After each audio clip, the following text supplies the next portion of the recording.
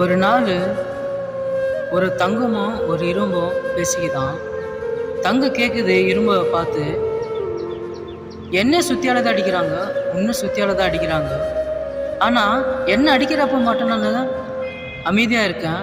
ஆனால் உன்னை அடிக்கிறப்ப நீ ஏன் அவ்வளோவா கத்துற அப்படின்னு கேட்குறப்போ அந்த இரும்பு சொன்ன வார்த்தை என்ன தெரியுங்களா?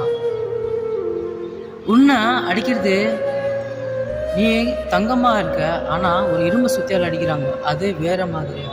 ஆனால் என்ன இரும்பாலே இரும்பு சுத்தியால் அடிக்கிறதுனால என் இனமே என்னை அடிக்கிறப்ப அந்த வலி வேதனை எனக்கு தாங்க முடியாம தான் நான் கத்துறேன் அப்படின்னு சொல்லிட்டு அந்த இரும்பு சொல்லுவாங்க.